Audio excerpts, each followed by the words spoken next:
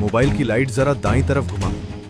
वहां झाड़ियों के पीछे कुछ कुछ सफेद सा दिख रहा है।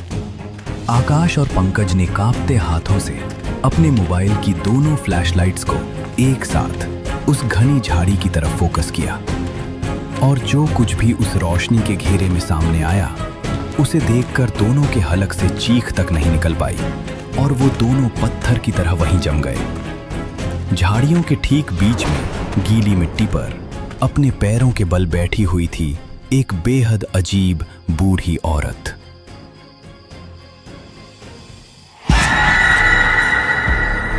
उसके सफेद बाल बिखरे हुए थे, लेकिन सबसे खौफनाक थी उसकी आंखें, जो मोबाइल की रोशनी में बिल्ली की तरह चमक रही थीं।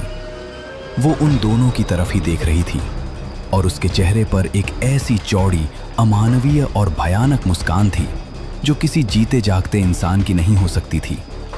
उस अमानवीय मुस्कान और बिल्ली जैसी चमकती आंखों को देखने के बाद आकाश और पंकज के दिमाग ने काम करना बंद कर दिया। डर की उस चरम सीमा पर उनका दिल जैसे थम सा गया, और वो दोनों वहीं उस घने कटीले जंगल के बीच होश खोकर जमीन पर गिर पड़े। जैसे ही सुबह की पहली किरण कोंकण के पहाड़ों को चीरती हुई उस घने जंगल पर पड़ी, दोनों की आंखें खुली। उजाला होते ही वो खौफनाक मंजर गायब हो चुका था।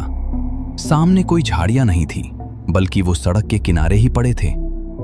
आकाश ने कांपते पैरों से बुलेट पर किक मारी, और इस बार बिना किसी नखरे के इंजन तुरंत जिंदा हो उठा, जैसे गाड़ी भी उस जगह से भाग जाना चाहती हो।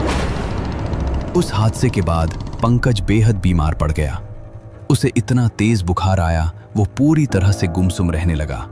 उसकी वो हंसती खेलती जिंदगी जैसे कशेड़ी घाट पर ही छूट गई थी। और आकाश ने उस रात के बाद से रातों में बाइक सफर करना हमेशा के लिए छोड़ दिया। कहने के लिए ये सिर्फ एक कहानी लग सकती है, लेकिन ये कोंकण के कशेड़ी घाट पर घटी एक बिल्कुल सत्य घटना पर आधारित है। वो ताकतें आज भी वही हैं, उसी मोड़ पर अगली धुंध का इंतजार करती हुई।